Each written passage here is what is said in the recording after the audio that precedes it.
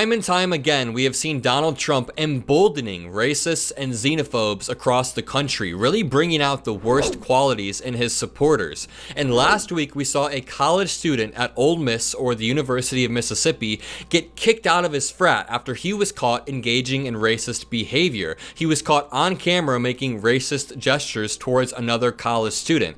And what do Donald Trump and MAGA Republicans decide to do in response to this? Do they condemn it? No, Trump decides to actively boost this video, therefore further emboldening racist behavior like this. Now, before I play the video, I want to provide some context. We all know there have been massive pro-Palestine protests going on across college campuses over the past few weeks, and in response to this, a bunch of frat boys decided to hold counter-protests where they chant stuff like, "We want Trump," and just hold these vaguely pro-America protests. When asked why they were counter-protesting, a lot of the college students said they didn't really know why, they just didn't like the protesters that were there, and that's fine. Even MAGA frat boys have the right to protest, the right to assemble. That's not the problem here. The problem comes when they begin to engage in this egregious racist behavior towards other college students. In the video I'm about to play, we see a frat boy making racist monkey gestures towards the black student in the video. I'm about to play this clip, and I'm going to break down why I think the MAGA movement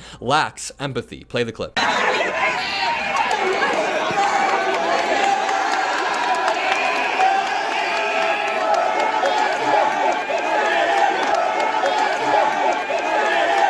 I'm sure those college dudes consider themselves to be alpha males, yet it takes 50 of them just to intimidate a single college-aged woman. But the worst part about this was we saw Donald Trump using this exact video in an ad that he posted on Truth Social just days later. Play this clip. I think the most popular college students right now are the ones at UNC. God bless those UNC frat guys for taking down the Palestinian flag and putting up Old Glory. Giving us some hope there that not all college students have gone woke. They should be celebrated for, and what might be more rare is their bravery. Again, they're so brave that it takes 50 of them to intimidate a single woman, and they didn't even succeed at that. But this is not the first time Donald Trump has boosted egregious behavior like this. Just a few months back, he posted a video where you see a pickup truck with a decal that shows President Biden hog-tied in the back. And back in 2020, he boosted a video of his supporters chanting white power in Florida. And Donald Trump wasn't the only politician to boost this video. MAGA Representative Mike Collins from Georgia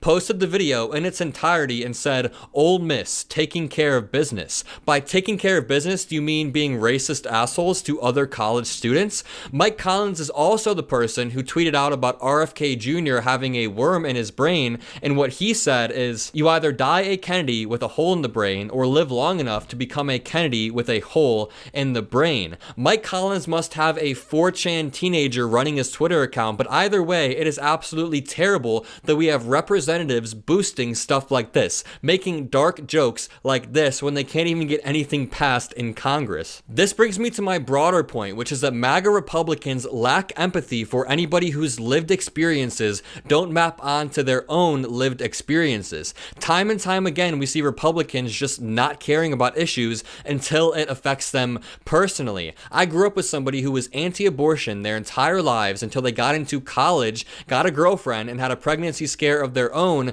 Then all of a sudden they are ardently pro-choice. In the same way that people will be homophobic until they have a gay nephew of their own, and then they start to realize, they start to understand the plight of LGBTQ people in America. Which leads me to believe that a lot of the racism we see coming out of the MAGA movement stems from a lack of understanding of Black Americans' lived experiences, or the history of Black people in America and how we got to where we are today. In the same way that a lot of Republicans want to shut the border down because they fail to understand the experiences of people trying to come over here for a better life. They can't empathize with those experiences until it's something that happens to them personally. Another great example is this video that went viral yesterday of MAGA sycophant Johnny McKenty, who is one of the people spearheading Project 2025, you know, that authoritarian authoritarian plan drafted by the Heritage Foundation that lays out the step-by-step blueprint of implementing a Christian theocracy. But Johnny McKenty released a video yesterday where he talks about homeless people in a disgusting manner,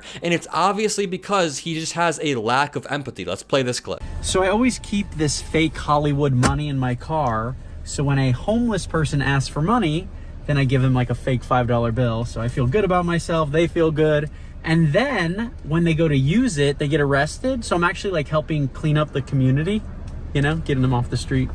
I'm sure he won't have that smug, satisfied smile on his face when he realizes that you can get up to 20 years in prison for distributing counterfeit money in America. But Johnny claims he was joking when he made that video, but that's equally as disgusting. Right-wingers say they have dark humor, but that's not dark, that is just sick, especially for somebody who claims to be a man of Christ. Number one, it's not very Christ-like. Number two, that is antithetical to the teachings of the Bible. And number three, could you imagine Jesus Christ going around handing out fake money to homeless people? Never. That is absolutely disgusting. And again, this just wraps around to my broader point of Republicans lacking empathy for fellow Americans or people across the globe whose lived experiences don't map onto their own. And I'm not going to say John McKenty is a sociopath, but I truly think you have to be lacking some fundamental capacities up there in your brain to think that's an okay thing to do or to even joke about. But for a little bit of backstory on who McKenty is as a person,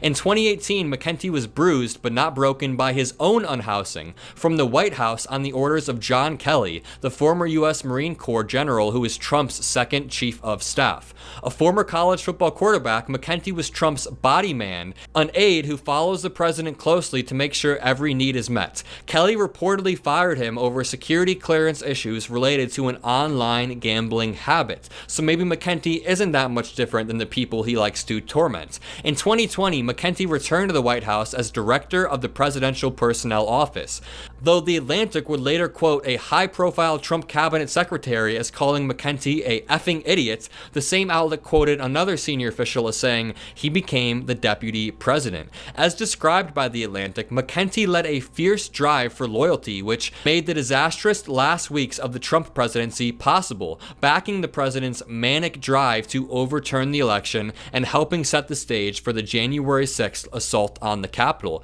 McKenty is widely reported to be involved in preparations for a Trump second term meant to feature far-reaching reforms under the label Project 2025 and purges of government officials deemed insufficiently loyal. This is what we're up against. These are the types of people we are voting against come November. These are the types of people spearheading Project 2025, which is the plan for Donald Trump to appoint tens of thousands of loyal and vetted civil servants to key positions in the government. The plan to strip independency from other agencies, the three-letter agencies that Trump has been attacking, and to basically consolidate power within the executive branch. It is actually genuinely a threat to our democracy, and we have ghoulish people like this writing the plan for Donald Trump. These are the stakes in 2024.